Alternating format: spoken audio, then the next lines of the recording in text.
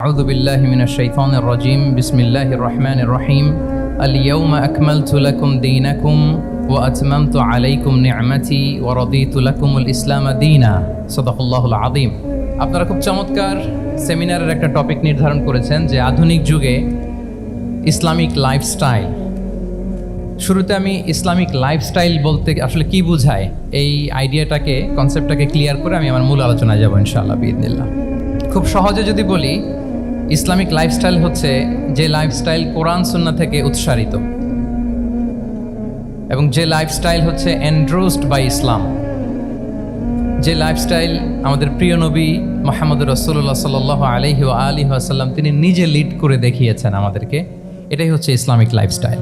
I repeat, যে lifestyle কোরআন সুন্নাহ থেকে উৎসারিত, যেই লাইফস্টাইলকে ইসলাম এন্ডোর্সড করে এবং যে লাইফস্টাইল আল্লাহ রাসূল সাল্লাল্লাহু আলাইহি ওয়া আলিহি ওয়াসাল্লাম আমাদেরকে তিনি লিড করে দেখিয়েছেন, এটা একটা কমপ্লিট প্যাকেজ, একটা হোলিস্টিক প্রজেক্ট।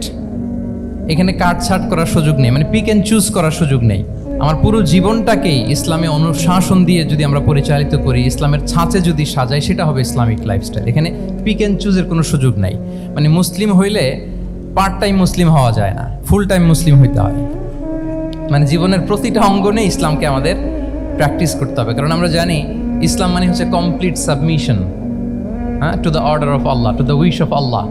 কোনো যদি কিন্তু তবে ছাড়া আল্লাহর আদেশের সামনে নিজেকে উজাড় করে দেওয়ার নাম হচ্ছে ইসলাম। আই রিপিট, আমি আবারও বলছি, কোনো যদি কিন্তু তবে ছাড়া আল্লাহর অর্ডারের সামনে নিজেকে সঁপে দেওয়ার নাম কি? ইসলাম। সবাই বলুন তো, আল্লাহর আদেশের সামনে কোনো যদি কিন্তু তবে ছাড়া নিজেকে সাবমিট করা, এই সাবমিসিভ অ্যাটিটিউডের নাম কি? সবাই বলুন তো। তাহলে আপনি পিক অ্যান্ড চুজ করতে পারবেন না যে এটা আমার ভাল লাগে, এটা আমার সাথে যায়, সো আমি এটা নিলাম, এটা আমার সাথে যায় না, সো এটা থেকে আমি দূরে থাকলাম, তাইলে এটা ইসলামিক লাইফস্টাইল হলো না। এই কনসেপ্টটা কি ক্লিয়ার সবার কাছে? এটা একটা total package, it's a total project, it's a holistic program. আপনি আপনার সুবিধা মতো এখানে কাটছাট করতে পারবেন না, নিলে পুরোটাই নিতে হবে। তো আমরা অনেকে আবার কাটছাট করি নিজের মন মতো। তাদেরকে উদ্দেশ্য করে আল্লাহ তাআলা বলছেন, আফাতুমিনুনা বিবা'দিল কিতাবি ওয়া তাকফুরুনা বিবা'দ। তোমরা কি আল্লাহর কিতাবের কিছু অংশ মানো আর কিছু অংশ তোমরা অস্বীকার করো? এটা তোমাদের পলিসি? জেনে রেখো, ওয়ার্নিং দিচ্ছেন যে তোমাদের পলিসি যদি এইটা হয়, তাহলে এই দুনিয়াতে আছে তোমাদের জন্য লাঞ্ছনা, আর আখিরাতে তোমাদেরকে শাস্তির মুখোমুখি হতে হবে। তাহলে কাটছাট করার সুযোগ নেই। আমরা যেটা করি, নামাজ, রোজা, হজ, জাকাতের মতো এই যে আনুষ্ঠানিক ইবাদতগুলো, এগুলোতে আমরা ইসলামকে খুব মানি, ইসলামের অনুশাসন মানি। কিন্তু আমাদের ব্যক্তি জীবন, পারিবারিক জীবন, সামাজিক জীবন, আমার ডিলিংসগুলো, আমার ট্রেড, আমার বিজনেস, আমার ব্যবসা, আমার বিয়ে শাদী, আমার বিহেভিয়ার, এগুলোকে অনেক সময় আমরা ইসলামের অনুশাসন অনুযায়ী মানতে চাই না। এগুলোর ক্ষেত্রে আমরা অনেক সময় ইসলামের অনুগামী হই না। এইখানে একটা ঝামেলা রয়ে গেছে আমাদের। কিন্তু মূল কথা হচ্ছে, আপনি ইসলামকে মানলে দ্য টোটাল প্যাকেজ আপনাকে মানতে হবে। এখানে কাটছাট করার কোনো সুযোগ আছে বলেন তো? আওয়াজ করে বলেন, কোন কাটছাটের সুযোগ কি আছে? না, কারণ কমপ্লিট প্যাকেজ, কমপ্লিট প্যাকেজ। জীবনের প্রতিটি অঙ্গনকে ইসলামের অনুশাসন দিয়ে সাজানো, বা জীবনের প্রতিটি অঙ্গনে ইসলামকে অনুশীলন করার নামই হচ্ছে ইসলামিক লাইফস্টাইল। মূলত ইসলামই একটা lifestyle. Islam is not merely a set of beliefs and rituals, rather it's a lifestyle.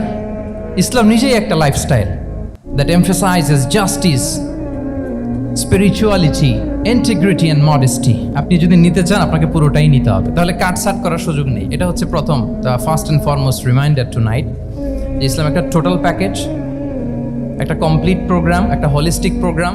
এখানে পিক অ্যান্ড চুজ করতে পারবো না আমরা। আপনি যদি আমাকে ইসলামী লাইফস্টাইলের উপরেই সেমিনারে কথা বলতে বলেন, I must say you have to take the entire package, পুরোটাই আপনাকে নিতে হবে। এই আইডিয়াটা ক্লিয়ার হয়েছে আমাদের সবার কাছে? সবার কাছে ক্লিয়ার তো? তাহলে পিক অ্যান্ড চুজ করবো নাকি? শুনি নাই সবার কাছ থেকে। পিক অ্যান্ড চুজ করা যাবে? কাটছাট করা যাবে? কিছু কিছু রুলস এন্ড রেগুলেশন আমার খুব ভালো লাগে, আমার জন্য খুব সুবিধা হয়, ওইটা নিলাম, বাকিগুলা কাটছাট করে দিলাম। তার মানে সহজভাবে পার্ট টাইম মুসলিম হওয়ার কোনো সুযোগ নেই, হলে ফুল টাইম হতে হবে, কাস্টমাইজড ইসলামের কোনো সুযোগ নেই, টোটাল প্যাকেজটাকে আমার অ্যাডাপ্ট করতে হবে। এটা হচ্ছে ইসলামিক লাইফস্টাইল। তো আজকের এই সেমিনারে আমি কিছু ট্রেটস বা the core values of Islamic lifestyle আপনাদের সাথে শেয়ার করবার চেষ্টা করব, যাতে করে ব্যাপারটা আরও ক্রিস্টাল ক্লিয়ার হয় যে আসলে what is Islamic lifestyle all about, আসলে এটা কি, কিভাবে এটা আমরা অ্যাডাপ্ট করব, কিভাবে এটার সাথে নিজেকে খাপ খাওয়াবো, কিভাবে এটা আমরা প্র্যাকটিস করব। তাহলে প্রাথমিক কথা অলরেডি ডান, যে কাটছাট আমরা করব না, পিক অ্যান্ড চুজ করব না, টোটাল প্রোগ্রামটাই আমরা নেওয়ার চেষ্টা করব। তো এখন আমরা কিছু কোর ভ্যালিউজের কথা বলবো, যেগুলো দিয়ে ইসলামিক লাইফস্টাইলের মূল ধরনটা আমাদের কাছে ক্লিয়ার হবে। ইসলামিক লাইফস্টাইলের কথা যদি আমাদেরকে বলতে হয়, প্রথম যেই ট্রেট, যে ক্যারেক্টারিস্টিক্স বা ভ্যালিউর কথা আমাকে বলতে হবে, সেটা হচ্ছে দ্য কনসেপ্ট অফ হালাল অ্যান্ড হারাম। ইফ দেয়ার ইজ নো হালাল অ্যান্ড হারাম, there is no Islamic lifestyle, for sure I am telling you. যদি হালাল হারাম না থাকে, এটা যদি আমরা মেনটেন না করি, এটা কোশ্চিনকালেও ইসলামিক লাইফস্টাইল হবে না। আপনাকে হারাম থেকে যোজন যোজন দূরে থাকতে হবে, আর হালাল দিয়ে জীবনটাকে সাজাতে হবে। কারণ যেখানেই হালাল সেখানেই বারাকা। রিপিট, আমি আবারও বলছি, যেখানেই হালাল সেটার মধ্যে কি? হারামে কোনো বারাকা আছে? হারামে আছে অস্থিরতা, সাময়িক উন্মাদনা, এর ভেতরে বারাকা নাই। হালালের ভেতরে আল্লাহ তাআলা বারাকা ঢুকিয়ে দিয়েছেন। আচ্ছা, আপনারা বলুন তো, গরুর গোশত খাওয়া এটা হালাল না হারাম? হালাল। কুকুরের গোশত খাওয়া হালাল না হারাম? আচ্ছা, গরু বছরে বাচ্চা দেয় কয়টা? গাভী? আচ্ছা, একটা। কুকুর দেয় কয়টা? কয়টা? 7টা, 8টা, 10টা? ফ্যামিলি প্ল্যানিং নাই তো? দেদারসে দিচ্ছে। আচ্ছা, গরু হালাল, কুকুর হারাম। গরু বাচ্চা দেয় কয়টা? কুকুর দেদারসে দিচ্ছে। তো তারপরেও বলেন, আমাদের এই যে বাংলাদেশে আমাদের কুরবানির ঈদে লক্ষ লক্ষ গরু জবাই হয়, বিয়ের অনুষ্ঠানগুলোতে এত গরুর গোশত আমরা খাই, আর প্রতিদিনের চাহিদা মেটানোর জন্য তো কত গরু কুরবানি করা হয়। এরপরেও বলেন, বাংলাদেশে গরু বেশি না কুকুর বেশি? সবাই বলেন, গরু বেশি না কুকুর বেশি? কারণ কি? হালাল। কারণ কি? এই হালালে বরকত ঢুকিয়ে দিয়েছে কে? তাহলে if there is no concept of হালাল অ্যান্ড হারাম, there is no Islamic lifestyle. প্রথম core value of Islamic lifestyle হচ্ছে আপনাকে হালাল দিয়ে আপনার জীবনকে সাজাতে হবে। লা ইয়াদখুলুল জান্নাতা জাসাদুন গুযিয়া বিল হারাম। হারাম খেয়ে বর্ধিষ্ণু যে দেহ, সে দেহ আল্লাহর জান্নাতে প্রবেশ করবে না। মানে whatever you consume, it should be হালাল। এটা হালাল হইতে হবে। শুধু যেটা আপনি খাচ্ছেন এটাই না, কুলু মিম্মা ফিল আরদি হালালাম তাইয়্যিবা, আল্লাহ তাআলা বলেছেন যেটা কনজিউম করবো হালাল হবে, হালাল হতে হবে। তো এটা শুধু এত ন্যারো কনসেপ্ট না, আপনার জীবনের সবটাই হালাল হতে হবে। ইউর ফুড শুড বি হালাল, ইউর ড্রিঙ্ক শুড বি হালাল, ইউর ইনকাম শুড বি হালাল, ইউর ফ্যাশন শুড বি হালাল, ইউর এন্টারটেইনমেন্ট শুড বি হালাল। সব কিছু হালাল হইতে হবে। আমরা অনেকে যে ভুলটা করি, আমরা খাওয়ার ক্ষেত্রে শুধু হালাল খুঁজি, এরকম অনেকে করে, কিন্তু অন্যান্য ক্ষেত্রে হালাল হারামের বাজ বিছান নাই। আমি একটা উদাহরণ প্রায়ই দেই, দেখবেন যে আমাদের বাংলাদেশের সরকারি অফিসগুলোতে তো ঘুষ চলে নাকি? আল্লাহ ঘুষ থেকে এই জাতিকে তুমি হেফাজত করো। আচ্ছা, দেখবেন যে আমাদের বিভিন্ন সরকারি অফিসগুলোর মুসলিম কর্মকর্তারা, তারা ওয়াইন খায় না। আমি দেখেছি, থাইল্যান্ডে গিয়েছে, চায়না গিয়েছে অফিসের কাজে, ওখানে হালাল রেস্টুরেন্টগুলো খোঁজে, কারণ মুসলিম, তার হালাল খাইতে হবে। তো সে ওয়াইন খায় না, পর্ক খায় না, কারণ ইসলামে এটা হারাম। আবার অনেক হিন্দু কর্মচারী, সে আবার গরুর গোশত খায় না, কারণ কি তার ধর্মে ওইটা হারাম। কিন্তু এই মুসলিম কর্মচারী, হিন্দু কর্মচারী, দুইজনের নির্বিশেষে মাশাআল্লাহ ঘুষ খায়। এরকম হয় না?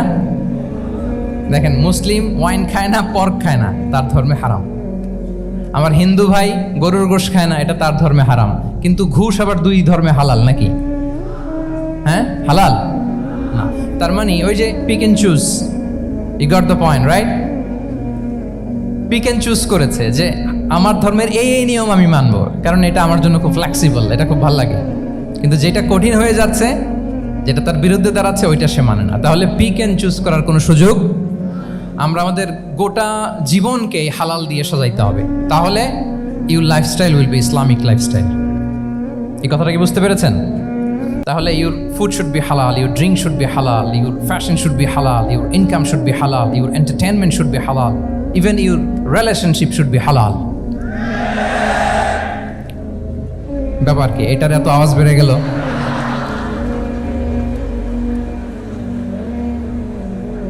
এটা কমন পড়ে গেছে নাকি? আচ্ছা বলেন, হালাল রিলেশনশিপ কোনটা বলেন?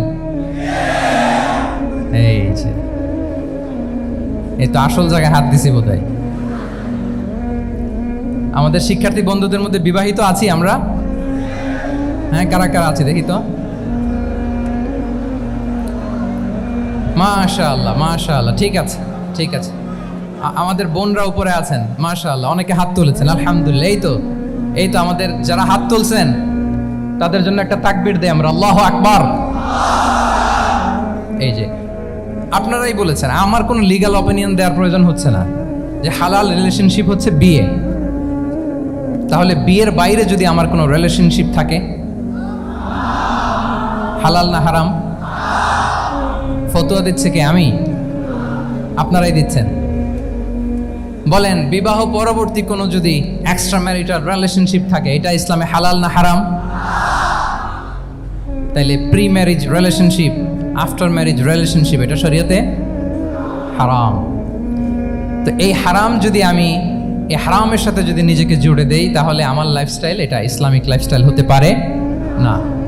আমরা বিয়ের মতো পবিত্র বন্ধনের মধ্য দিয়ে আমরা আমাদের দাম্পত্য জীবনকে উপভোগ করব। আল্লাহ তৌফিক দান করুক। এই যে অনেকে হাত তুলে ফেলছে, মাশাআল্লাহ, তার মানে সেকেন্ড ইয়ারে আছে, ফার্স্ট ইয়ারে আছে, থার্ড ইয়ারে আছে, আলহামদুলিল্লাহ, হালাল রিলেশনশিপে তারা গিয়েছে, মাশাআল্লাহ। তাহলে হালাল হারামের ব্যাপারে যদি আমরা বলি, আমাদের পুরো জীবনের প্রতিটি অঙ্গন আমরা হালাল দিয়ে সাজাবো। কি বলেন? পারা যাবে তো ইনশাআল্লাহ? হারামের সাথে আমাদের কোনো সম্পর্ক আছে? হ্যাঁ, আমরা সবকিছু হালাল দিয়ে সাজাবো তো? হারামকে আমরা না বলে দিব না, নো। আজকের এই জহির রায়হান মিলনায়তনের এই হলরুম থেকে হারামকে আমরা লাল কার্ড দেখাই দিলাম। কি বলেন? হারামকে আমরা নো বলবো, আওয়াজ করে বলুন নো। ওকে, নো টু হারাম। তাহলে দ্য কনসেপ্ট অফ হালাল এন্ড হারাম আশা করি আমাদের কাছে ক্লিয়ার। আমরা হালাল দিয়ে নিজেদের জীবনকে সাজাবো, হারামের সাথে আমাদের কোনো সম্পর্ক নাই। তাহলে একটা ট্রেড আমরা শেয়ার করলাম, একটা কোর ভ্যালিউ শেয়ার করলাম, যে আমরা যদি হালাল মেনটেন করতে পারি আমাদের জীবনে, এটা হচ্ছে one of the core values of Islamic lifestyle. 2 নম্বর হচ্ছে, ইসলামিক লাইফস্টাইলটা বেসিক্যালি এটা একটা প্রোডাক্টিভ লাইফস্টাইল। ইসলামিক লাইফস্টাইল আমাদেরকে প্রোডাক্টিভ হতে উদ্বুদ্ধ করে। আপনার দিন শুরু হবে অনেক সকালে, প্রোডাক্টিভিটি নিয়ে অনেক লম্বা আলোচনা করা যেতে পারে। আমি ছোট্ট একটা পয়েন্ট যদি আজকের এই হলরুমে শেয়ার করি প্রোডাক্টিভিটি নিয়ে, যে ইসলামিক লাইফস্টাইল হচ্ছে আপনি একেবারে সকাল সকাল আপনার দিন শুরু করবেন। Early to bed and early to rise makes a man healthy wealthy. সবাই তো শিখেছি এটা, যে আগে আগে ঘুমোতে যাও, আগে আগে ঘুম থেকে জাগো, তুমি ধনী হবে, তারপর তুমি প্রজ্ঞাবান হবে, তুমি সুস্বাস্থ্যের অধিকারী হবে। এটা হচ্ছে ইসলামিক লাইফস্টাইলের একটা কোর ভ্যালিউ। সকাল সকাল দিন শুরু করা মানে সানরাইজের আগে আমার সকাল শুরু হবে। কাজী নজরুলের যে কবিতা, সূর্যি মামা জাগার আগে উঠবো আমি জেগে, পড়েছি আমরা সবাই, কিন্তু হয়তো মানা হয় না। তো এই যে সকাল সকাল ঘুম থেকে ওঠা, এটা যদি আপনার মধ্যে না থাকে, এটা ইসলামিক লাইফস্টাইল হতে পারে না। You must be a morning person. সকাল সকাল উঠতে হবে। আপনার সময় এমনভাবে মেনটেন করবেন আপনি যে সকাল সকাল ফজরের পর থেকে আপনি অ্যাক্টিভ। তার মানে you have to wake up early, you have to sleep early.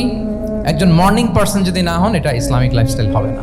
এর কারণ আল্লাহ রাসূল সাল্লাল্লাহু আলাইহি ওয়া আলিহি ওয়াসাল্লাম আমাদেরকে সকালে জেগে থাকার ব্যাপারে ইন্সপায়ার করেছেন, এবং তিনি দোয়া করেছেন এই উম্মার জন্য স্পেশালি, যে এই সময়টা এটা ফুল অফ বারাকা, ফুল অফ ব্লেসিংস।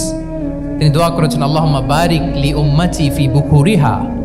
আল্লাহ এই উম্মতের বুকুরটা মানে সকালের সময়টা, লেটস সে সানরাইজের পরে 3-4 ঘন্টা, এই সময়টাকে আল্লাহ আপনি বরকত দিয়ে ভরে দেন। এই সময়টাতে ঘুমানো যাবে না, এটা হচ্ছে বরকতের সময়। এবং আল্লাহ রাসূল সাল্লাল্লাহু আলাইহি সাল্লাম যদি কোনো সামরিক অভিযান প্রেরণ করতেন, এই টাইমে প্রেরণ করতেন, এই বুকুরের টাইমে। এবং সাহাবারা তাদের কোনো ট্রেড ক্যারাভান, ব্যবসায়িক কাফেলা যখন সেন্ড করতেন, এই টাইমটাতে সেন্ড করতেন, কারণ এই টাইমটাতে বারাকা। তো এখন নিজের সাথে মিলিয়ে নেন যে এই টাইমটাতে আমরা কি করি। আমি জানি না আপনাদের কি অভ্যাস। আমি এসে তো শুনলাম যে জাহাঙ্গীরনগর বিশ্ববিদ্যালয়ে নাকি যতজন শিক্ষার্থী ততজনের জন্য এখানে আবাসনের ব্যবস্থা আছে।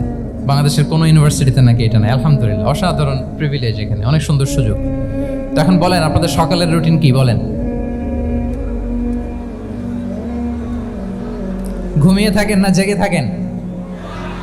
হ্যাঁ, আচ্ছা, ফজরের পরে আমরা ঘুমাই কারা কারা দেখি? সর্বনাশ। আচ্ছা ঠিক আছে, হাত নামান। আচ্ছা, ফজরের পরে আমরা একটু এক্সারসাইজ করি, পড়াশোনা করতে বসি কারা কারা? মাশাআল্লাহ, আছে কিছু, ঠিক আছে, হাত নামান। এবার দুইবারের একবারও যারা হাত তোলেননি তারা হাত তোলেন। আপনারা কি করেন?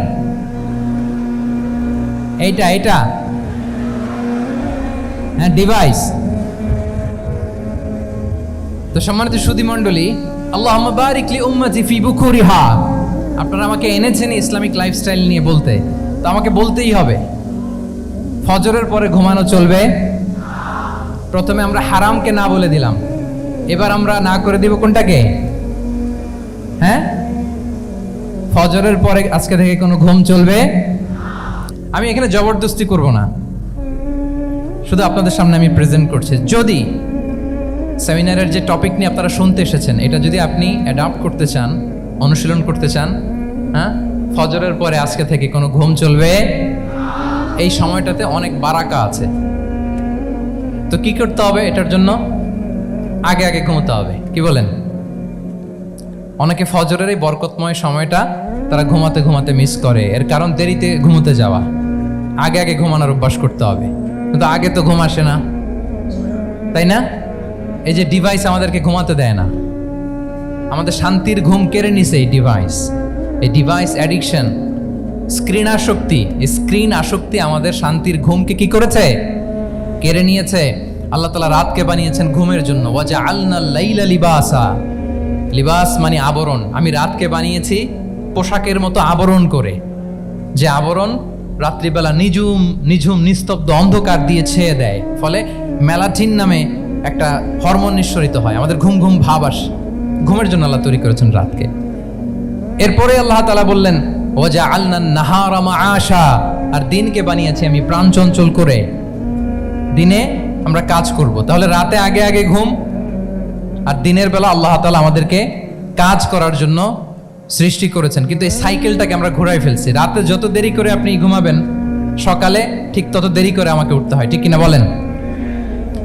তাহলে ফজরের পর বকুর পিরিয়ড অফ টাইমটাকে কাজে লাগাতে হলে রাতে আমাদেরকে আগে ঘুমাতে যেতে হবে। রাতে কি করতে হবে? আগে ঘুমোতে যেতে হবে। তাহলে এক নম্বরে কি বললাম? কনসেপ্ট অফ হালাল এন্ড হারাম। 2 নম্বরে বললাম প্রোডাক্টিভিটি।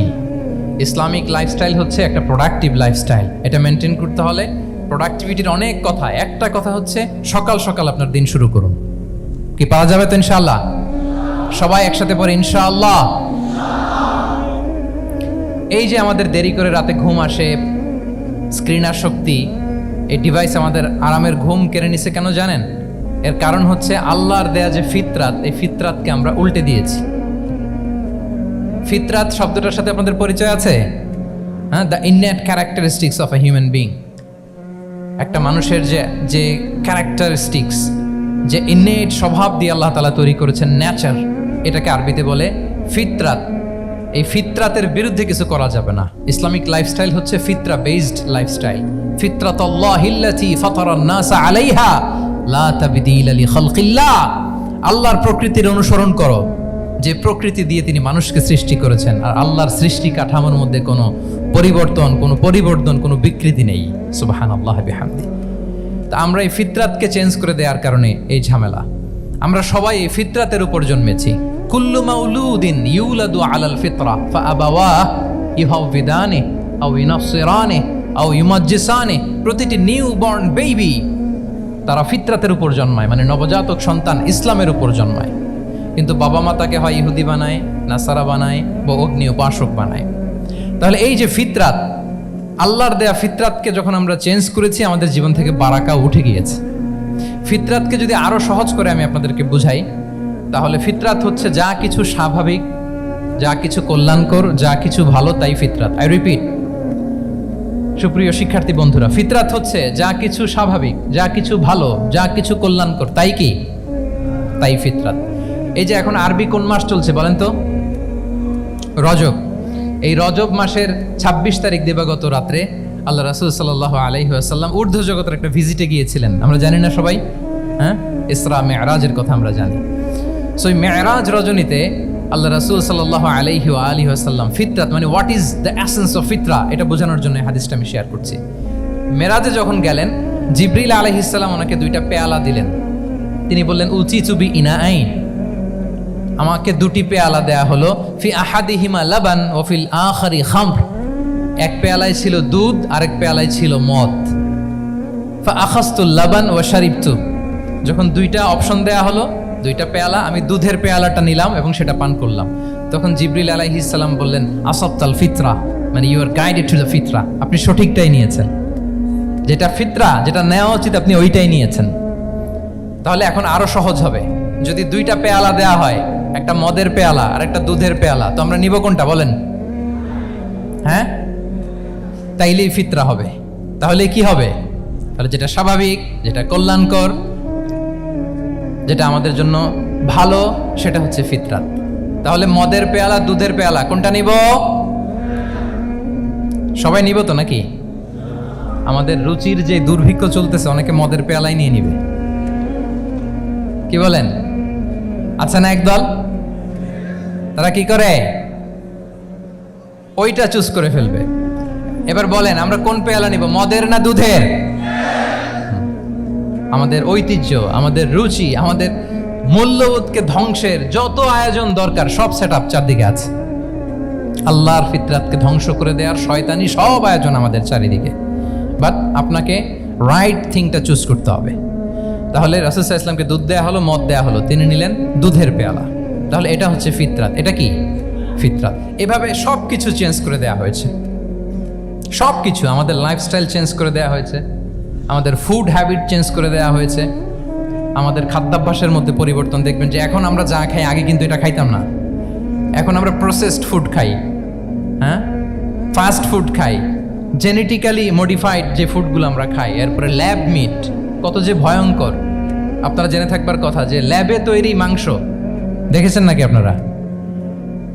প্রাকৃতিক মাংসের কোনো ছিটে ফোটা নেই, কিন্তু এটা গরুর মাংস হয়ে গেছে, ওইটা মানুষ খাচ্ছে। মানে আমাদের লাইফস্টাইলও করাপ্টেড, আমাদের ফুড হ্যাবিটও করাপ্টেড, আমাদের স্লিপিং সাইকেলটা করাপ্টেড, সব কিছু করাপ্ট করে দেওয়া হচ্ছে। এবং এটার প্রভাব পড়েছে আমাদের শিশুদের মধ্যেও। দেখবেন যে শিশুরা সবজি খেতে চায় না। আমার তো 2 মেয়ে আছে, আমি তো দেখি বাসায়, বা অনেকের কমপ্লেনগুলো আমরা শুনি। আমাদের এখনকার বাচ্চাদেরকে ভেজিটেবলস দিলে খায় না, মাছ দিলে খায় না, অর্গানিক ভালো ভালো খাবার দিলে শাকসবজি খায় না। কি খাবে জানেন? সচেস খায়, সচেস, হটডগ খায়। হ্যাঁ, ওই যে আপনি অর্ডার দিয়ে বার্গার এনে দিবেন, পিৎজা এনে দিবেন, ওইটা খাবে। তারপর ইনস্ট্যান্ট নুডলস খাবে, স্যুপ খাবে, ফ্রোজেন যত মিল আছে এগুলো খাবে, টিনজাত খাবার যেগুলো দীর্ঘদিন সংরক্ষণ করে রাখা হয়। তো বলেন, আজ থেকে 30 বছর আগে আমাদের বড়রা কিংবা আমাদের শিশুরা, আমরা কেউ কি এই খাবার খেয়েছি বলেন তো? আওয়াজ করেন, খেয়েছি কেউ? They changed the entire system. কেন আমরা ইসলামিক লাইফস্টাইল নিয়ে কথা বলছি এখন? কারণ আমাদের পুরো সিস্টেমটাই, আমাদের পুরো ফিতরাতটাই ওরা চেঞ্জ করে দিয়েছে। তারপর ডিভাইস ছাড়া বাচ্চারা খেতে চায় না, কার্টুন দেখে দেখে খাওয়াতে হয় ওদের, কি বলেন? আচ্ছা বলেন তো, আজ থেকে 30 বছর পেছনে ব্যাক টু দ্য হিস্ট্রিতে যদি আমরা যাই, 70-এর দশকে, 80-র দশকে বাংলাদেশের কোনো একটা গ্রামের কথা, একটা পল্লীর কথা আপনি একটু চিন্তা করেন তো। রাত 8টার দিকে, 9টার দিকে আপনি ওই গ্রামের কাউকে খুঁজে পাবেন? 70-এর দশকে, 80-র দশকে একটা গ্রামের পরিবেশের কথা যদি চিন্তা করেন, রাত 8টায় সবার কি অবস্থা বলেন তো? আপনি তো ঘুম খুঁজে পান না, আপনার তো ইনসমনিয়া। আমাদের এখন ট্যাবলেট খাওয়া লাগে না ঘুমের জন্য? আমাদের তো ইনসমনিয়া হয়ে গেছে এখন। কিন্তু আজ থেকে বেশি দূরে না, 30 বছর আগের একটা গ্রামীণ পরিবেশের রাত 8টার পরিবেশ হচ্ছে সবাই ঘুম। আমরা তারও 2 বা 3 ঘন্টা পরে ডিনার করব, কিন্তু ওনাদের মাগরিবের আগে বা পরে ডিনার করে ফেলছে, এশার নামাজ পড়েই কি 1-2 জন না, পুরো গ্রাম জামাতে ঘুম। পুরো গ্রাম জামাতের সাথে ঘুম। তো যে লোকটা 8টার দিকে ঘুমালো উঠবে কখন বলেন? রাত 3টার পর ওর ঘুম আসবে? আর হ্যাঁ, ঘুমেরও তো একটা লজ্জা শরমের ব্যাপার আছে। আর কত থাকবে এখানে, কি বলেন? আপনি তো ঘুমাতে যান রাত 2টায়। আর আজ থেকে 30 বছর আগে আমার বাংলাদেশের একটা গ্রামীণ পরিবেশে রাত 8টার দিকে সবাই ঘুম। আমরা এখন যেই টাইমটাতে ঘুমোতে যাই ওই সময় ওনাদের অর্ধেক ঘুম শেষ। ফজরের নামাজ পড়ে আমাদের বাপ চাচারা কি করতো? হ্যাঁ, একটু ব্যাক টু দ্য হিস্ট্রিতে তাকান না। ফজরের নামাজ পড়ে এক বল পান্তা ভাত খাইতো। আমরা তো এখন এতটুক খাইলে আমাদের এটা বার্ন করার জন্য দৌড়াইতে হয় 5 কিলো, জিমনেশিয়ামে যাইতে হয়, কত আয়োজন, কত ওয়ার্কআউট করা লাগে। এক বল কাঁচামরিচ দিয়ে, পোড়ামরিচ দিয়ে ভাত খেয়ে চলে যাইতো ফসল খেতে। দুপুরে আবার এক বল, খাইতে বসলেই এক বল। আমরা সারা মাসে খেতে পারি না এক বল। আচ্ছা, কি খেত? খাওয়ার আইটেমটা দেখেন তো। কোনো ফরমালিন আছে? কথা বলেন। কোনো মেডিসিন ছিল না, একেবারে ফ্রেশ, হ্যাঁ, পিওর অর্গানিক। নিজেদের মাঠ থেকে আনা যে ধান, ঢেকি ছাটার ধান দিয়ে ভাত খেত। বাড়ির পুকুরের মাছ, কোনো ফরমালিন নাই। নিজের চাষ করা সবজি খেত, গোয়ালের দুধ খেত। আমরা অনেকে মনে করি যে আমাদের এই যে সায়েন্স অ্যান্ড টেকনোলজিক্যাল অ্যাডভান্সমেন্টের যুগে আমরা বোধহয় খুব সুখে আছি। আমাদের দাদা পরদাদারা বোধহয় এত সুখ করে যায় নাই। ওনারা যে সুখ করে গেছে তা আমরা চোখেও দেখিনি। আমার দাদা পরদাদারা যে সুখে লাইফ লিড করেছে তার অর্ধেকও আমরা করতে পারি না। তারাই আসলে শান্তির, সুখের, আনন্দের সময়টা তারা কাটিয়েছে। তাহলে সম্মানিত সুধী মণ্ডলী, পুরো আমি আপনাদেরকে বোঝানোর চেষ্টা করছি যে ইসলামিক লাইফস্টাইল নিয়ে why we should talk about Islamic lifestyle. কারণ পুরো সিস্টেমটাকে তারা কলাপস করেছে, করাপ্ট করেছে। Food habit, the lifestyle, the sleeping style সব চেঞ্জ করেছে। তো এই জন্য আল্লাহর দেয়া ফিতরাতকে যেন আমরা প্রিজার্ভ করি, আমরা সচেতন হই। এখনই যদি সচেতন না হই, ডিজাস্টার আমাদের জন্য অপেক্ষা করছে। Just wait and C.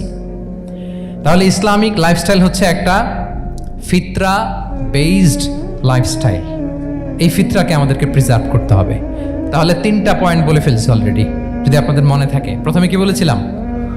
হালাল, হালাল দিয়ে জীবন সাজাবো। 2 নম্বরে প্রোডাক্টিভিটির জন্য কি করব? রাতে দেরি করে ঘুমাবো। তাহলে আগে আগে ঘুমাবো, ফলে আগে আগে ঘুম থেকে জেগে কাজ শুরু করব। 3 নম্বরে ফিতরা, মানে আল্লাহর দেয়া প্রাকৃতিক যে নিয়ম, মানে আলোর সাথে সাথে আমার জীবন শুরু, আলো নাই আমিও ঘুমাই পড়বো। কি বলেন? আপনি উন্নত দেশে তো তাই হয়। জাপানে আমি কয়েকবার গিয়েছি, আগে আগে ঘুমায় পড়ে। ইভেন আমেরিকাতে আমি কয়েকবার গিয়েছি, অনেক অনেক শহরে 8টার পরে সুপার শপ বন্ধ, 8টার পরে ঘুম এরা। আমরা হাঁটছি কোন দিকে? আমরা একটু নিজেদেরকে প্রশ্ন করি। তাহলে 3 নম্বর হচ্ছে ফিতরা বেসড যে লাইফস্টাইল, এটার দিকে আমাদেরকে ফিরে আসতে হবে। 4 নম্বর হচ্ছে মডেস্টি, শালীনতা। One of the core values of Islamic lifestyle. এই শালীনতা আমরা হারাতে বসেছি। মডেস্টি বললে অনেকে শুধু কাপড় চোপড় নিয়ে চিন্তা করে যে ছোট কাপড়, বড় কাপড়। Modesty is not about only clothing, but also your behaviour, your dealing, your overall character. শুধু আপনি মডেস্টি, শালীনতা বললে কাপড় চোপড় নিয়ে চিন্তা করবেন না। এটা আপনার মডেস্টি ইন ইউর স্পিচ, আপনার কথার মধ্যেও শব্দ চয়নেও মডেস্টি থাকতে হবে, আপনার বিহেভিয়ারে মডেস্টি থাকতে হবে, আপনার ডিলিংসে মডেস্টি থাকতে হবে। এই শালীনতা আমরা হারাচ্ছি। তার বিপরীতে আমাদের সমাজে অশ্লীলতার প্রসার হচ্ছে, লাজুকতা হারিয়ে যাচ্ছে। লাজুকতা, লজ্জা শরম থাকা, এটা যে কত বড় নেয়ামা। যেই জাতি একবার এটা হারিয়ে ফেলে আর কোনো কিছু দিয়ে, জোড়াতালি দিয়ে এটা তারা রিভাইভ করতে পারে না। এই যে ওয়েস্ট তো এখন যা যা আমাদেরকে শিখাইছে, যেটাকে আমরা স্ট্যান্ডার্ড মনে করি, আবার তারা ফিরতেছে। এই যে ডিভাইসের কথা বলছি না, আপনি অস্ট্রেলিয়ার খোঁজ খবর নেন, যারা খোঁজ নিয়েছেন তারা জানেন আন্ডার 16 কোনো বাচ্চা সোশ্যাল মিডিয়া ইউজ করতে পারে না অস্ট্রেলিয়াতে। 1 মাস অ্যাপ্লাই করে, কান্ট্রি ওয়াইড অ্যাপ্লাই করে দেখায় ফেলছে। Facebook including Facebook, WhatsApp, Twitter, TikTok, 10টা অ্যাপস যেগুলো বাচ্চাদের মধ্যে এডিকশন নিয়ে আসে, এগুলো সব বন্ধ। জানেন এই নিউজটা? জানেন? মানে ফিরতেছে, উল্টা ফিরতেছে। এই যে শালীনতার কথা আমরা বলি, এটা হারাচ্ছে। রাসূল সাল্লাল্লাহু আলাইহি ওয়াসাল্লাম বলেন, যার শালীনতা নাই। ইযা লাম তাস্তাহি ফাসনা মা শি'তা, যখন তোমার লজ্জা শরম থাকবে না, যা মনে চায় তাই করো। শিশু মোহাম্মদ চলে গেল সেই বনু সাআদে, ছোট্ট মোহাম্মদ কাঁদে না, কাঁদে না কখনো। ক্ষুধা লাগলেও কাঁদে না, ব্যথা পেলেও কাঁদে না। কিন্তু ছোট্ট মোহাম্মদের প্রাইভেটসের জায়গা থেকে কাপড়টা যখন সরে যেত, শিশু মোহাম্মদ কেঁদে দিত। সুবহানাল্লাহ, শালীনতা। ইযা লাম তাস্তাহি ফাসনা মা শি'তা। রাসূল সাল্লাল্লাহু আলাইহি ওয়াসাল্লাম বলেছেন, যদি তোমার লজ্জা শরম না থাকে, লজ্জা শরমের মাথা যদি তুমি খাও, তুমি সব করতে পারবা, তোমাকে দিয়ে সব সম্ভব। তাহলে এই শালীনতা, এটা অনেক বড় নেয়ামত। সম্মানিত বন্ধুরা, আজকে দিনকে দিন আমাদের সমাজ থেকে শালীনতা হারিয়ে যাচ্ছে, লাজুকতা হারিয়ে যাচ্ছে। নারী পুরুষ উভয় দিক থেকে, বিশেষ করে আমাদের বোনদেরকে টার্গেট করা হয়েছে। নারীদেরকে, আমাদের বোনদেরকে, তাদেরকে প্ররোচিত করা হচ্ছে, তাদের সামনে আইডিয়া হাজির করা হচ্ছে যে যে নারী যত বেশি নগ্ন হতে পারে সে তত বড় সাহসী নারী। বলেন, আমাদের সমাজে পত্রপত্রিকা আপনারা দেখেন না এটা? যে নারী নিজেকে যত এক্সপোজ করবে সে তত বড় কি সাহসী নারী, এই তকমা তাকে দেয়া হচ্ছে। এটা টোটাল কমপ্লিট শয়তানের একটা মিশন। শয়তানের প্রথম মিশন হচ্ছে বনি আদমকে বিবস্ত্র করা। কি করা? আল্লাহ তাআলা আদম আলাইহিস সালাম, হাওয়া আলাইহিস সালামকে বলেছিলেন যে নিষিদ্ধ গাছ যেও না, খেও না। শয়তানের প্ররোচনায় খেয়ে ফেলেছিলেন, সাথে সাথে জান্নাতের পোশাক খুলে পড়েছে। তার মানে শয়তানের প্রথম মিশন হচ্ছে মানুষকে কি করা? নগ্ন করা। মানুষকে কি করা? নগ্ন করা। তাহলে আমাদের বোনদেরকে এমন ভাবে তাদের সামনে উপস্থাপন করা হচ্ছে, প্ররোচিত করা হচ্ছে এবং বলা হচ্ছে নগ্নতার পথে যে বেশি হাঁটে সে নাকি তত সাহসী নারী। নাউযুবিল্লাহি মিন যালিক। তাহলে এই যে মানব জাতিকে বস্ত্রহীন করা, এটা শয়তানের একটা মিশন। তার বিপরীতে ইসলাম নারীকে সম্মান দিয়েছে, সম্মান করেছে। যে ঘরে প্রথমে কন্যা জন্মায়, খায়রুকুম মান বুখিরা বিল উনসা, সে ঘরটাকে আল্লাহ তাআলা বরকতময় করে দেয়। 2 সন্তান তো 2 জান্নাতের দরজা ওপেন। 2 কন্যা সন্তান, 3 কন্যা সন্তান তো 3টা জান্নাতের দরজা ওপেন। সুবহানাল্লাহ। স্ত্রী হয়ে যখন ঘরে যাবে, যে ব্যক্তি তার স্ত্রীর কাছে সেরা, পরিবারের কাছে সেরা, সে সবার কাছে সেরা, সে আল্লাহর কাছে সেরা। সুবহানাল্লাহ। এবং কোন মা যদি সন্তান জন্ম দিতে যে মারা যায়, কিয়ামতের দিন আল্লাহ তাআলা ওই মাকে শহীদদের কাতারে দাঁড় করাবেন। আর যদি সেফলি সন্তান ভূমিষ্ঠ হয়, আল্লাহ বলে মায়ের পায়ের নিচে ওই সন্তানের বেহেশত। সুবহানাল্লাহ। কিভাবে নারীর স্ট্যাটাস, মর্যাদাকে ইসলাম বাড়িয়েছে। এবং এই যে ইসলাম যে নারীকে যে ভিআইপি হিসেবে কনসিডার করে, হ্যাঁ, ইসলামের দেয়া নারীর ড্রেস কোড নিয়ে আমাদের অনেকের কত কথা, কত ক্রিটিক। এটা কেন করে? কারণ ইসলাম consider women as a queen. ইসলাম তো নারীকে রানী হিসেবে কনসিডার করে। কি হিসেবে বলেন? আচ্ছা বলেন, যে কুইন হবে, যে রানী হবে, তার একটা স্পেশাল ড্রেস কোড থাকবে না? তার একটা স্পেশাল প্রোটোকল থাকবে না? রানীর সাথে কি যা মনে চায় তা করা যায়, দেখা করা যায়, তার কাছে যাওয়া যায়? আল্লাহু আকবার। কারণ ইসলাম চায় নারীদের জন্য পৃথিবীটা নিরাপদ হোক। ইসলাম চায় নিজ গৃহে বা কর্মক্ষেত্রে নারীরা নিরাপদ থাক। ইসলামের যত ভ্যালিউজ আছে, যত রুলস এন্ড রেগুলেশন আছে, এটা আমাদের ভালোর জন্য, মানব জাতির কল্যাণের জন্য। তাহলে এই অশ্লীলতা থেকে আমাদের যোজন যোজন দূরে থাকতে হবে। If you talk about Islamic lifestyle, আমাদেরকে শালীনতা, মডেস্টি ফিরিয়ে আনতে হবে। You have to maintain modesty. আমি যদি আরো ডিপে যাই, দেখেন এই যে প্রত্যেকের হাতে এক একটা করে পর্ন হাব হয়ে গেছে। এখন হয়েছে না? পর্নোগ্রাফির সয়লাভ, বিকৃত যৌনাচারের সয়লাভ। এখন নতুন নামে, নতুন মোড়কে এলজিবি আমাদের সমাজে নানা মোড়কে আমাদের সামনে উপস্থাপন করা হচ্ছে। শুনেছেন না এগুলো? আপনারা নাম শুনেছেন? এই যে ট্রান্স নাম শুনছেন না? নিজের দেহ কাটাকাটি করে দিব্যি পুরুষ, 4 সন্তানের বাবা, এখন হঠাৎ করে বলে যে আমি মনে মনে নারী, তো সোসাইটি যেন আমাকে নারী স্বীকৃতি দেয়। বায়োলজিক্যালি দিব্যি নারী, 3 সন্তানের মা, এখন বলে যে এখন আমি মনে মনে ভাবতেছি পুরুষ, তো আমাকে পুরুষ হিসেবে তুমি কনসিডার করো। আল্লাহর দেয়া ফিতরাত, এই যে বলছে উল্টায় ফেলতেছে, এই ফিতরাতকে ধ্বংস করার সবচেয়ে জঘন্যতম এই নতুন যেটা বাজারজাত করা হচ্ছে যে আইডিওলজি, এটা হচ্ছে ট্রান্স। অধিকারের মোড়কে, তাও আসতেছে কিভাবে? কিসের মোড়কে বলেন তো? রাইটসের কথা বলে, যেটা একটা রাইটস। এজন্য সম্মানিত সুধীমণ্ডলী, শালীনতার কোনো বিকল্প নেই। If you want to take care of yourself, if you want to take care of your family, your society, you have to maintain modesty. কোনো বিকল্প নেই, সাবধান হইতে হবে আমাদেরকে। তাহলে 4 নম্বরে কি? শালীনতা, মডেস্টি। শালীনতা হচ্ছে ইসলামিক লাইফস্টাইলের ভূষণ। এখন পরিকল্পিতভাবে এই শালীনতার কবর রচনা করা হচ্ছে আমাদের সমাজে। আপনারা কি রাগ করতেছেন? কথা ক্লিয়ারলি বুঝতে পারতেছেন? আমি যদি রয়ে সয়ে কথা বলি তা বুঝতে পারবেন আপনারা? ক্লিয়ারলি মেসেজগুলো আমি আপনাদের সামনে পৌঁছে দিচ্ছি। তাহলে কয়টা গেল? 4টা। হালাল, প্রোডাক্টিভিটি, প্রিজার্ভিং ফিতরা এন্ড ফাইনালি মডেস্টি। 4টা কাভার। 5 নম্বরে হচ্ছে ইসলামিক লাইফস্টাইল যদি আমরা মেনটেন করি, we must have to be optimistic, hopeful, আশাবাদী হইতে হবে। মুমিনের ডিকশনারিতে হতাশা নেই। আমরা হতাশ হই না, আমরা নিরাশ হই না, আমরা ভরসা রাখি এক মহান সত্তার উপর। আওয়াজ করে বলুন, তিনি কে? শয়তানের মিশন হচ্ছে আমাদেরকে হতাশ বানানো।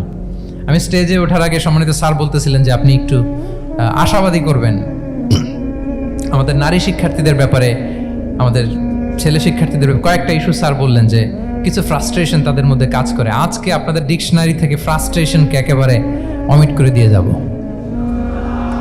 বলেন, বিশ্বাসীদের ডিকশনারিতে হতাশা বলে কোনো শব্দ আছে? ফ্রাস্ট্রেশন আছে?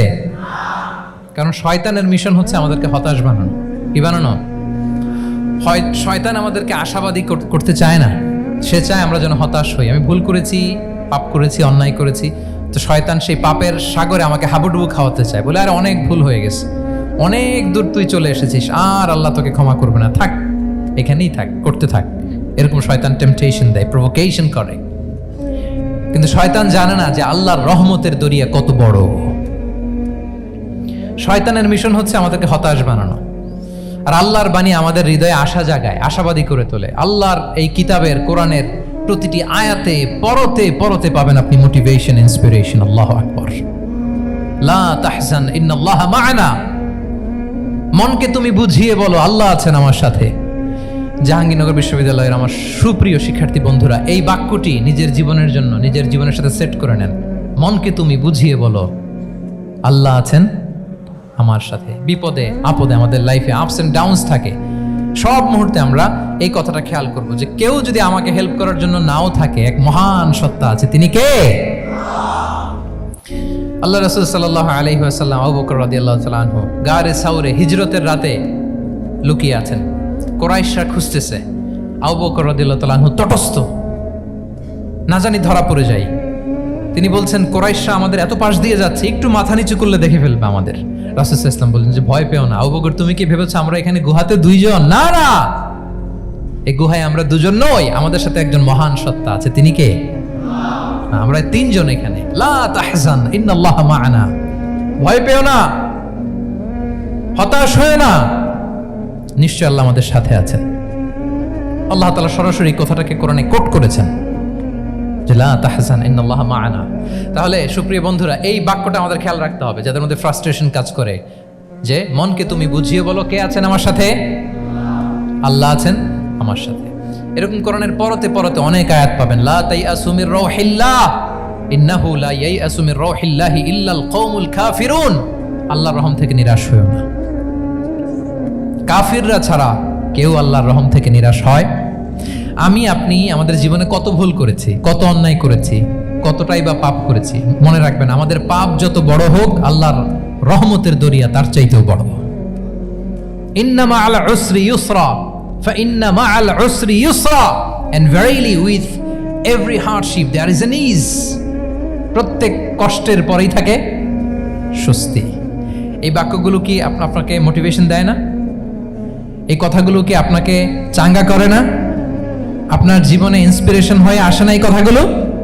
ওয়ালা তাহিনু ওয়ালা তাহজানু ওয়া আনতুমুল আ'লাউনা ইন কুনতুম মুমিনিন। চিন্তা করো না, হতাশ হয়ো না, তোমাদেরই বিজয় হবে যদি তোমরা মুমিন হও। আল্লাহু আকবার। তাহলে আপস এন্ড ডাউনস থাকবে, এবং মুমিন জীবনে তো হতাশা থাকবেই না। কারণ আমার জীবনে যদি কোনো কষ্টের ঘটনা ঘটে, এটার জন্য আমি রিওয়ার্ড পাবো। আমি যদি অসুস্থ হই, আমার প্রত্যেক অসুস্থতার কারণে আমার পাপ মোচন হয়। সুবহানাল্লাহ পড়েন। আপনার জ্বর হয়েছে, এই জ্বরের কারণে আল্লাহ আপনার গুনাহ মাফ করবেন। আপনি ব্যথা পেয়েছেন, অসুস্থ হয়েছেন, আল্লাহ তাআলা গুনাহ মাফ করে দিবে। তাহলে হতাশার কোনো সুযোগ আছে বলেন? না। মুমিন জীবনে হতাশার কোনো সুযোগ নেই। রাসূল সাল্লাল্লাহু আলাইহি ওয়াসাল্লাম বলেন, মা ইউসিবুল মুসলিমা মিন নাসাব ওয়ালা ওয়াসাব ওয়ালা হাম্মিন ওয়ালা হুজনিন ওয়ালা আযান ওয়ালা গাম্মিন হাত্তা শাওকাতি ইউশাকুহা ইল্লা কাফারাল্লাহু বিহা মিন খাতায়া। মুমিন জীবনে যত ব্যথা, কষ্ট, দুঃখ, এমনকি ফল পাড়তে যে গাছের কাটার খোঁচা যদি খান, রাসূল সাল্লাল্লাহু আলাইহি ওয়াসাল্লাম বলেন ওই খোঁচার ব্যথার কারণে আল্লাহ তোমার গুনাহ মাফ করে দেয়। কেউ অসুস্থ হয়ে রাসূল সাল্লাল্লাহু আলাইহি ওয়াসাল্লামের কাছে আসলে রাসূল সাল্লাল্লাহু আলাইহি ওয়াসাল্লাম কি বলতেন জানেন? কেউ জানেন? লা বাস আলাইক তুহুরুন ইনশাআল্লাহ। তিনি বলতেন, আরে don't worry about it, it will cleanse up your scenes. ভয় পেও না, আরে এই অসুস্থতা, এটার কারণে আল্লাহ তোমার গুনাহ মাফ করে দিবে। সুবহানাল্লাহ। তাহলে অসুস্থ ব্যক্তি আর উজ্জীবিত হতো না? রাসূল সাল্লাল্লাহু আলাইহি ওয়াসাল্লাম অসুস্থ ব্যক্তিকে দেখলেই মাথায় হাত বুলিয়ে দিতেন, দোয়া করতেন, আল্লাহুম্মা রাব্বান নাস আযহিবিল বাস ইশফি আনতা শাফি, দোয়া করে দিতেন। আর বলতেন, আরে ভয় পেও না, এই অসুস্থতা তোমার গুনাহ মাফ করে দিচ্ছে। তাহলে অসুস্থতার মধ্যেও তারা উজ্জীবিত হতো। আমরা মানুষকে আশাবাদী করব, ভয় দেখাবো না। অসুস্থ মানুষকে ভিজিট করতে গেলে আপনারা কি করেন? ভয় দেখান নাকি? না, আশাবাদী করবেন, বলবেন যে আরে কি অসুস্থতা, আপনার দেখে দেখে অনেক সুস্থ লাগতেছে, বলতে পারবেন না? কিন্তু আমরা কি করি? কেউ অসুস্থ হইলে ওই অসুস্থতায় সবচেয়ে কষ্ট পেয়ে যে মারা গেছে তার হিস্ট্রি বলা শুরু করি। এরকম করে না অনেকে? ধরেন যে একজন ক্যান্সারের পেশেন্টকে দেখতে গেছেন, এইবার যে আপনার কোন খালা ক্যান্সারে কিভাবে ধুকে ধুকে মরছিল, ওই হিস্ট্রি আপনি বয়ান দিতে শুরু করছেন। বেচারা বাঁচবে? যা একটু সুস্থ ছিল ওইটাও তো অসুস্থ বানাই দিয়েছেন। কি বলেন? তাহলে ইসলাম আমাদেরকে আশাবাদী করে। প্রিয় ভাই এবং বোনেরা, কি করে? আশাবাদী করে। আমরা যদি আমাদের কোনো প্রিয়জনকে হারাই, আমরা আশাবাদী হয়েই হারাই, কারণ তাকে আমি চিরকালের জন্য হারাচ্ছি না। আপনি আপনার আব্বাকে হারাচ্ছেন, তো কি হয়েছে? বাপ হারায় তো কাঁদবে নাস্তিক। কি বলেন? নাস্তিকদের তো মরার পরে নাকি আর কিছু নাই। হ্যাঁ, দেখবেন আপনাদের সামনে সামনে অনেক কিছু বলে যে কিছু নাই, যা দেখি না, বিশ্বাস করি না। একা একা যখন মৃত্যুর পরে কি হবে চিন্তা করে ওর দম বন্ধ হয়ে আসে। ইসলাম মানুষকে আশাবাদী করে। দেখেন আমরা কত দূর দেখি, কত দূর ভাবি। আমার দাদা মারা গেছে, এটা আমার কোনো টেনশনেরই কারণ না, কারণ আমি সবসময় ভাবি আমার দাদাকে আমি ওপারে যেয়ে পাবো। আমার আব্বাকে আমি হারিয়েছি, তো ওপারে পাবো। আমার বন্ধুকে আমি হারিয়েছি, কাছের বন্ধুটা যে আমার জন্য খুব ইন্সপিরেশন ছিল, সাময়িক বিচ্ছেদ এটা আমাদের জন্য, কারণ আমরা ওই জগতে বিশ্বাস করি। আল্লাহু আকবার। তাহলে হতাশা আমাদের ডিকশনারিতে আজকে থেকে রাখা যাবে। ইসলামিক লাইফস্টাইল যদি মেনটেন করতে চান, you have to be optimistic. Clear কথাটা? আচ্ছা, এরপরে গ্রেটফুলনেস, 6 নাম্বার। গ্রেটফুলনেস, আপনাকে কৃতজ্ঞ হইতে হবে, শুকরগুজার হইতে হবে। আমরা অনেকে কমপ্লেইন করি খুব বেশি, না, এটা ভুল। সম্মানিত সুধী মণ্ডলী, be grateful with what you have. যা আছে এটা নিয়ে শুকরগুজার হন, আপনার জীবনটাকে আল্লাহ সুন্দর করবে। তাহলে কমপ্লেইন করব না, আমরা শুকরগুজার হব। রাসূল সাল্লাল্লাহু আলাইহি ওয়াসাল্লাম বলেছেন, তোমার চেয়ে যে খারাপ অবস্থানে আছে তার দিকে তাকাও, যে ভালো আছে তার দিকে তাকিও না। হ্যাঁ, যে ভালো আছে তার মতো আপনি হওয়ার চেষ্টা করবেন। আপনার গোল থাকবে। I am not talking about the goals and plans, your plan and goal should be bigger and bigger. But আপনি ও খুব ধনী, ও খুব ভালো আছে, এটা দেখে কষ্ট পাবেন না, কারণ আপনি খেয়াল করেন যে আপনার চেয়ে অনেক খারাপ অবস্থানে আছে অনেকে, ওর দিকে তাকালে দেখবেন যে আপনার আর খারাপ লাগতেছে না। শেখ সাদি রাহিমাহুল্লাহ, বিখ্যাত কবি, নাম শুনেছেন না? ওনার একবার পায়ে দেওয়ার মতো জুতা ছিল না। কি ছিল না? সবাই বলুন, কি ছিল না? জুতা। তো উনি একবার রাস্তা দিয়ে হাঁটতেছেন, হঠাৎ দেখেন এক লোকের 2টা পাই নেই। কি নাই?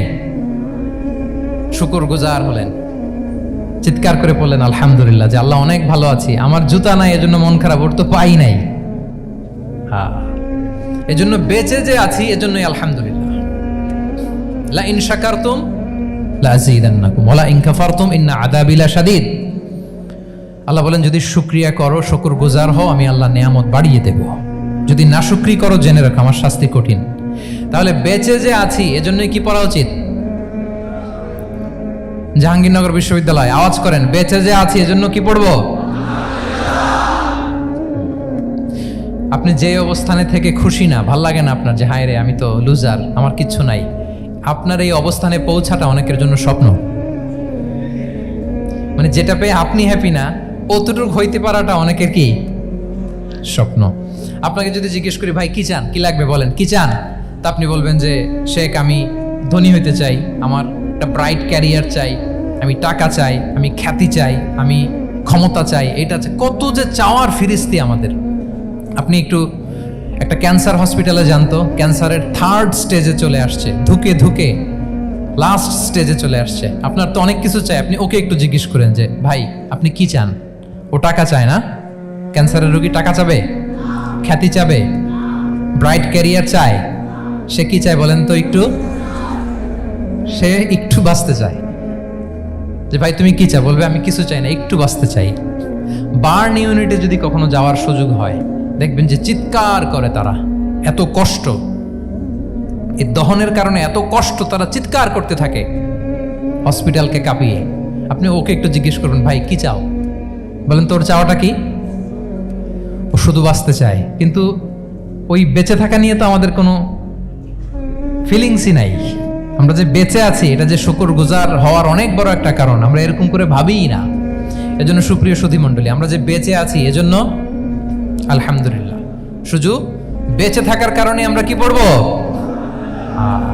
তাহলে গ্রেটফুলনেস। আপনি যদি ইসলামিক লাইফস্টাইলে নিজেকে অভ্যস্ত করতে চান, আপনার যেমনি অপটিমিস্টিক হইতে হবে, অ্যাট দ্য সেম টাইম আপনাকে কি হইতে হবে? গ্রেটফুল হইতে হবে। 7 নম্বরে তাওয়াক্কুল। Put your trust on Allah because only He can help you, only He can protect you. And when you put your trust on Allah, you are in a divine shield. আপনি যখন আল্লাহর উপর নিজেকে ন্যস্ত করেন, আপনি একটা ডিভাইন, একটা প্রোটেকশনের ভেতরে থাকেন। বিশ্বাসীরা কি করে? আল্লাহর উপর ভরসা করে। কি করে? কার উপর? তদবিরের উপর, লবিং এর উপর, মামা চাচা। তাহলে আল্লাহর উপর ভরসা হবে। কার উপর? ফাইদা আযামতা ফাতাওয়াক্কাল আলাল্লাহ। আল্লাহর উপর ভরসা করো। এমনকি ঘর থেকে বের হওয়ার সময় রাসূল সাল্লাল্লাহু আলাইহি ওয়াসাল্লাম আমাদেরকে বলেছেন আল্লাহর উপর তাওয়াক্কুল করো। আমরা কি দোয়া পড়ি বলেন তো ঘর থেকে বের হয়ে? বিসমিল্লাহি তাওয়াক্কালতু আলাল্লাহ। এই তাওয়াক্কুল নিয়ে আমাদের অনেক মিসকনসেপশন আছে। আমাদের মধ্যে একটা প্রবণতা আছে, অনেকে বলে যে যা হবে হবে, আল্লাহ ভরসা।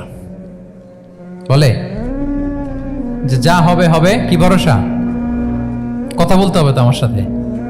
আপনার কি বোরিং হচ্ছেন? ওরে আল্লাহ, অনেক রাত হয়ে গেছে, তো শেষ করে দেই তাহলে। আর কয়েক মিনিটের মধ্যে শেষ করবো ইনশাআল্লাহ।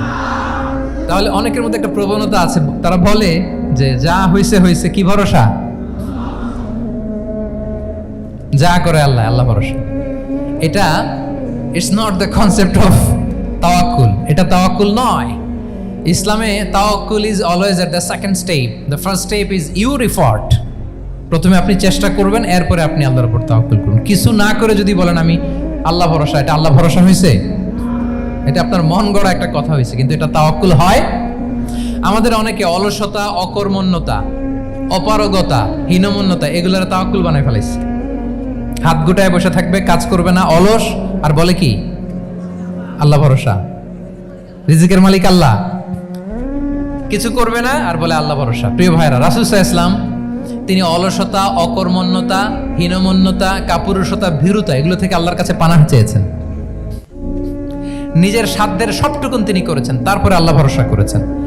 এবং পাখিকে ইসলামে তাওয়াক্কুলের মডেল বানানো হয়েছে। রাসূল সাল্লাল্লাহু আলাইহি ওয়াসাল্লাম বলেন লাউ আন্নাকুম তাতাওয়াক্কালুনা আলাল্লাহি হাক্কা তাওয়াক্কুলি লা রাযাকাকুম কামা ইয়ারযুকুত তুয়ুর তাগদু খিমাসান ওয়া তারুহু বিতানান। মানে তোমরা যদি পাখির মতো তাওয়াক্কুল করো, তাহলে পাখিকে আল্লাহ যেমন রিজিক দেয় তোমাদেরকেও রিজিক দিবে। পাখি কি করে বলেন তো? প্রতিদিন সকালবেলায় ওর ঘরের ভিতরে বসে বলে যে আল্লাহ ভরসা। বলে? বরঞ্চ কি করে সে? সকাল সকাল কিচির মিচির রবে, দিক দিগন্ত মাতিয়ে সে বের হয়ে যায়, সারাদিন ঘুরতে থাকে। তাহলে খালি পেটে সকালবেলায় পাখিগুলো বের হয়ে যায়, আকাশে বাতাসে ছুটে বেড়ায়, আর বিকেল বেলায় ওদর পূর্তি করে প্রতিটা পাখিকে তার নিড়ে ফিরিয়ে দেয় কে? আপনারা তো বোঝা অনেক সহজ। আপনাদের জাহাঙ্গীরনগর এটা তো নাকি পাখিদের অভয়ারণ্য শুনলাম আমি, কখনো আসা হয়নি আমার, দিনের বেলা আসা দরকার ছিল, তাহলে আপনাদের ক্যাম্পাস বিউটি আমি দেখতে পেতাম। তো পাখি কিন্তু বসে থাকে না, সকালে কি করে? খালি পেটে পাখিগুলো বেরিয়ে যায়, ওরা ওদের রোল প্লে করে, চেষ্টা করে। এরপরে বিকেলবেলা ওদর পূর্তি করে তাদেরকে নিড়ে ফিরিয়ে দেয় কে? তাহলে পাখিকে তাওয়াক্কুলের মডেল বানানো হয়েছে। আপনি হাত গুটিয়ে বসে থেকে বললেন আল্লাহ ভরসা, এটা হয়েছে না। আপনি আপনার সর্বোচ্চটুকুন চেষ্টা করবেন, সব করার পরে এরপরে আপনি বলবেন আল্লাহ ভরসা। তাহলে তাওয়াক্কুল হলো প্রথমে যে কোনো জিনিস অ্যাচিভ করার জন্য পরিকল্পনা করা, তারপর সে পরিকল্পনা বাস্তবায়নের উপায় বের করা, তারপর বিভিন্ন উপায় উপকরণের সাহায্য নিয়ে সেটা অ্যাচিভ করার জন্য প্রাণান্তকর প্রচেষ্টা চালিয়ে যাওয়া, অবশেষে ফলাফলের জন্য কার উপর নির্ভর করা। দিস ইজ কল্ড তাওয়াক্কুল। এখন আমি কিছুই করলাম না, বললাম যে যা করে আল্লাহ, তাওয়াক্কুল হয়েছে তো না? আমাদের সমাজে দুইটা ধারণা, কেউ কেউ বলে আরে আমি তো সব করব, তাওয়াক্কুলের দরকার কি? Absolutely wrong. আবার অনেকে মনে করে আল্লাহই সব করে দিবে, এটাও absolutely wrong. The concept of Islam is in between this two extreme lines. এই দুইটার মাঝখানে হচ্ছে তাওয়াক্কুল। তাহলে তাওয়াক্কুলের মেকানিজম হচ্ছে আমার সাধ্যের সবটুকুন আমি করব, তারপরে আল্লাহ সাহায্য আসবে, সেজন্য আমি তাওয়াক্কুল করব। আপনারা মুসা আলাইহিস সালামের ঘটনা জানেন। উনি যখন বনি ইসরায়েলকে নিয়ে লোহিত সাগরের সামনে আসলেন, ফেরাউন তার সৈন্য নিয়ে ধাওয়া করলো, আল্লাহ তাআলা সাথে সাথে কি রাস্তা বানাই দিলেন নাকি? সাগরের মাঝখানে না। আল্লাহ বললেন আনিদ্রিব বিআসাকাল বাহর, লাঠি দিয়ে একটা বাড়ি মারো সাগরে। মুসা আলাইহিস সালাম বাড়ি না মারলে তো আল্লাহ রাস্তা বানাতে পারতেন না, না পারতেন না? পারতেন, কিন্তু এটা তাওয়াক্কুলের মেকানিজম নয়। ওনাকে বলেছেন বাড়ি মারো, উনি লাঠি দিয়ে বাড়ি মারলেন, বিশাল রাস্তা হয়ে গেল। মারিয়াম আলাইহিস সালাম যখন ঈসা আলাইহিস সালামকে ডেলিভারি করলেন, ক্লান্ত শ্রান্ত ক্ষুধার্ত, কি খাবেন? আল্লাহ তাআলা বললেন ওয়াহুজ্জি ইলাইকি বিজিযইন নাখলাতি তুসাকিত আলাইকি রুতাবান জানিয়া, মানে মারিয়াম একটু কষ্ট করে উঁচু হয়ে পাশে একটা খেজুর গাছ আছে, ওটা ডাল ধরে টান দাও, টসটসে পাকা খেজুর পড়বে নিচে, ওটা খাও। উনি টান না দিলে আল্লাহ এমনি অটোমেটিক্যালি পাঠাতে পারতেন না খেজুর? আল্লাহ পাঠাননি। তাহলে এই পৃথিবীর সিস্টেম হচ্ছে আপনাকে কষ্ট করতে হবে, আপনার রোলটা আপনাকে প্লে করতে হবে। ইসলামে তাওয়াক্কুল is always at the second step, the first step is your effort. আপনাকে চেষ্টা করতে হবে, তারপরে আপনি তাওয়াক্কুল করবেন, তাহলে এটা প্রপার তাওয়াক্কুল হবে। তাহলে এখন থেকে হাত গুটিয়ে বসে থেকে আল্লাহ ভরসা বলবেন? আমরা এটা ভুল করে ফেলি। রাসূল সাল্লাল্লাহু আলাইহি ওয়াসাল্লাম, ওনার কাছে আল্লাহর সাহায্য আসতো, জিবরিল আলাইহিস সালাম আসতো, তারপরেও কখনো তিনি নিজের ভাগ্য আল্লাহর হাতে ছেড়ে দিতেন না। আমাদের মতো যা করে আল্লাহ ভরসা বলে কখনো নিজের ভাগ্য আল্লাহর হাতে ছেড়ে দিতেন, বরং নিজের সাধ্যের সবটুকুন দিয়ে তিনি চেষ্টা করতেন। তারপর তিনি ভরসা করতেন কার উপর? আপনি হিজরতের ঘটনাটা দেখেন। আল্লাহ যেদিন বললেন যে আজ রাতেই তুমি আর আবু বকর হিজরত করো, রাসূল সাল্লাল্লাহু আলাইহি ওয়াসাল্লাম ওই দিন দুপুরবেলা আবু বকর রাদিয়াল্লাহু তাআলা আনহুর ঘরে গেলেন। তিনি কখনো দুপুরবেলা বেরোন না, তিনি কখনো মাস্ক পরে বেরোতেন না। সেদিন তিনি মাস্ক পরে বেরোলেন, খারাজা মুতাকান্নিয়ান, মুখ ঢেকে বেরোলেন। আবু বকর রাদিয়াল্লাহু তাআলা আনহুর ঘরে যেয়ে বলেন, আবু বকর আখরিজ মান ফিল বাইত, ঘরে যারা আছে বের করে দাও, প্রাইভেট আলাপ আছে। আবু বকর রাদিয়াল্লাহু তাআলা আনহু বলেন, ইয়া রাসূলুল্লাহ, আসমা আর আয়েশা একজন তো আপনার পরিবার আর একজন তার বোন, আমরাই তো, বলেন। রাসূল সাল্লাল্লাহু আলাইহি ওয়াসাল্লাম আশ্বস্ত হলেন, বললেন যে আজ রাতেই আমরা হিজরত করব। আজ রাতেই। মক্কা থেকে মদিনা হচ্ছে উত্তর দিকে, কোন দিকে? আপার নর্থ। তিনি মক্কা থেকে মদিনায় হিজরত করবেন উত্তরে, কিন্তু তিনি বের হলেন দক্ষিণ দিক দিয়ে, শত্রুর চোখে ধুলি দেওয়ার জন্য। দেখেন, দিনের বেলা বেরোলেন না, রাতে বেরোলেন। দেখেন, একটার পর একটা প্রিকশন। দুপুরে বেরোলেন, চেহারা ঢেকে বেরোলেন, প্রাইভেসি মেনটেন করলেন। ডেস্টিনেশন এদিকে, বের হলেন এই দিক দিয়ে, সবার চোখের অন্তরালে তিনি বের হলেন। এবং তিনি আবু বকর রাদিয়াল্লাহু তাআলা আনহুকে বললেন, সবাই যেই পথে মদিনা যায় আমরা কিন্তু ওই পথে যাব না, ক্যারাভানগুলো যেই পথে যায় ওই পথে না, সাওয়াহিলি একটা আনইউজুয়াল রুট ধরে আমরা যাব, সাগরের পার ঘেঁষে ঘেঁষে, যাতে ওরা বুঝতে না পারে। এই জন্য আবু বকর রাদিয়াল্লাহু তাআলা আনহু একজনকে ভাড়া করলেন, আব্দুল্লাহ ইবনে উরাইকেত নামে, যে আনইউজুয়াল রাউটটা চিনে, যে সাগরের পাশ ঘেঁষে চলে যাওয়া পথ দিয়ে মক্কা থেকে রাসূল সাল্লাল্লাহু আলাইহি ওয়াসাল্লামকে মদিনায় পৌঁছায় দেবে। 2টা ওট তিনি 2 মাস ধরে এটাকে নার্চারিং করে রাখলেন। 3 দিন আবু বকর রাদিয়াল্লাহু তাআলা আনহু এবং রাসূল সাল্লাল্লাহু আলাইহি ওয়াসাল্লাম গারে সাউরে অবস্থান করলেন 3 দিন, যাতে করে বুঝতে পারেন যে মক্কায় তাদের ব্যাপারে কি বলা হয়। এবং আবু বকর রাদিয়াল্লাহু তাআলা আনহুর ছোট্ট ছেলে আব্দুল্লাহকে অ্যাসাইন করা হলো যে আব্দুল্লাহ তুমি তো ছোট মানুষ, তুমি প্রতিদিন মক্কার বাজারে যেয়ে শুনবা যে আমাদের ব্যাপারে কুরাইশরা কি বলে। নিশ্চয়ই তারা তন্ন তন্ন হয়ে আমাদেরকে খুঁজবে, না পেয়ে ওরা কি কি পলিসি নেয় এটা এসে আমাদেরকে জানাবা। সুবহানাল্লাহ। ছোট্ট আব্দুল্লাহ মক্কার বাজারে কে কি বলে শুনে গোয়েন্দার মতো করে, স্পাইয়ের মতো করে সে তথ্যগুলো নিয়ে, খাবার নিয়ে গারে সাউরে প্রতিদিন ইনফরমেশন পাস করে আসতো, আবার খাবার দিয়ে আসতো। আচ্ছা বলেন তো, এই ছোট্ট আব্দুল্লাহ যেই পথে যায়, মরুভূমির উপরে তার ফুটপ্রিন্ট আছে না, আব্দুল্লাহর ফুটপ্রিন্ট। তো কোরাইশরা তো তন্ন তন্ন হয়ে রাসূল সাল্লাল্লাহু আলাইহি ওয়াসাল্লামকে খুঁজতেছে, ডানে বায়ে সামনে পেছনে সব জায়গায়। তারা যদি আব্দুল্লাহর ছোট্ট পায়ের ছাপ পায় আর সেটাই যদি ফলো করে, তাহলে ডিরেক্টলি তারা কোথায় যেয়ে পৌঁছবে? রাসূল সাল্লাল্লাহু আলাইহি ওয়াসাল্লামের কাছে, গারে সাউরে। আল্লাহ রাসূল সাল্লাল্লাহু আলাইহি ওয়াসাল্লাম কি করলেন? আবু বকর রাদিয়াল্লাহু তাআলা আনহু কি করলেন? আমির ইবনে ফুহায়রা নামে আরেকটা লোককে অ্যাসাইন করলেন যে 3 দিনের জন্য আব্দুল্লাহ যখন তথ্য নিয়ে খাবার দিয়ে চলে যাবে, আমির ইবনে ফুহায়রা, তোমার কাজ হচ্ছে যেই পথ দিয়ে আব্দুল্লাহ হেঁটেছে এই পথ দিয়ে তুমি আমাদের ছাগলগুলোকে একটু চড়াই দিবা। তাহলে ওখানে ওই বাচ্চার আর ফুটপ্রিন্ট থাকবে না, ওই ছাগলগুলোর পায়ের ছাপ থাকবে। অনেক লম্বা ঘটনা, এরকম একটার পর একটা প্রিকশন আল্লাহ রাসূল সাল্লাল্লাহু আলাইহি ওয়াসাল্লাম এবং আবু বকর রাদিয়াল্লাহু তাআলা আনহু ওনারা নিয়ে তারপরে হিজরতের পথে রওনা হয়েছেন। এবং যখন রওনা হয়েছেন, রাসূল সাল্লাল্লাহু আলাইহি ওয়াসাল্লাম ডানে বায়ে তাকান না, তিনি কোরআন তেলাওয়াত করছিলেন। হি ওয়াজ রিসাইটিং দ্য কোরআন, কারণ now he is in the state of তাওয়াক্কুল। এখন তিনি তাওয়াক্কুল করতেছেন। তাহলে বলেন তো, তাওয়াক্কুল কি শুরুতে না শেষে? তারপরে কতটা শেষে? আপনার চেষ্টা, আপনার তদবির, আপনার লবিং, আপনার এফর্ট, আপনার সাধ্যের নাগালে থাকা সব কিছু উজাড় করে দেওয়ার পরে আপনি বলবেন তাওয়াক্কালতু। আমরা করি কি? আমরা কি করি? আল্লাহ ভরসা। ভাই কি প্ল্যান আপনার? হুজুর আল্লাহ ভরসা। এবার বলেন, এটা হয়েছে? এটা কি আসলে দ্য প্রপার কনসেপ্ট অফ তাওয়াক্কুল হয়েছে প্রিয় ভাই এবং বোনেরা? হয় নাই। কারণ তাওয়াক্কুল is always at the second step. The first step is your effort. আপনি আপনার সাধ্যের সবটুকু করবেন, তারপর কি করবেন? ক্লিয়ার? সব শেষ। কথা হচ্ছে, আপনি যদি ইসলামিক লাইফস্টাইল মেনটেন করতে চান, আপনাকে উম্মাহ সেন্ট্রিক অ্যাটিটিউডের অধিকারী হতে হবে। উম্মাহ সেন্ট্রিক। আমাদের মুসলিম উম্মাহ একটা দুঃখী উম্মাহ, নেতৃত্বহীন উম্মাহ। বলিষ্ঠ নেতৃত্বের অভাবে এদিক থেকে লাথি মারলে আমরা এদিকে যাই, এদিক থেকে মারলে এদিকে যাই। শুধু একটা স্ট্রং লিডারশিপের অভাব, ঠিক কিনা বলেন? এই যে আমাদের রোহিঙ্গা ভাইয়েরা 1 মিলিয়ন আসছে, 10 লাখ, এখন বোধহয় 2 মিলিয়ন প্লাস হয়ে গেছে বা 3 মিলিয়ন হয়ে গেছে। আমি গত মাসে গিয়েছিলাম রোহিঙ্গা ক্যাম্পে দেখার জন্য তাদের কি অবস্থা। এমন মানবতার জীবনযাপন তারা করতেছে। ধর্মে তারা কোন ধর্মের বলেন তো? আমাদের ভাই, আমাদের বোনেরা, তাদের কোনো সলিউশন নাই। কাশ্মীরের ভাই বোনদের কি অবস্থা দেখেন তো। আর গাজার অবস্থা নাই বা বললাম। পাখির মতো গুলি করে মারা হয়েছে, মসজিদ ধ্বংস করা হয়েছে, এমনকি খ্রিস্টানদের গির্জা ধ্বংস করা হয়েছে। একটা লিডারশিপের, একটা স্ট্রং লিডারশিপের অভাবে আজকে আমাদের এই অবস্থা। এজন্য আপনি যদি ইসলামিক লাইফস্টাইলের কথা বলেন, অফকোর্স আপনাকে উম্মাহ সেন্ট্রিক মেন্টালিটির হতে হবে। এই দুঃখী উম্মাকে নিয়ে আপনার প্রজেক্ট থাকতে হবে। আমরা আমাদের নিজেদের শক্তি, সম্ভাবনা, ঐতিহ্য এগুলো একেবারে ভুলতে বসেছি। আমরা যে যোদ্ধা ছিলাম, আমরা যে বিজয়ী ছিলাম, আমরা বেমালুম ভুলিয়ে গিয়েছি। জ্ঞান বিজ্ঞানে একসময় আমরা লিড দিয়েছি, ঠিক কিনা বলেন?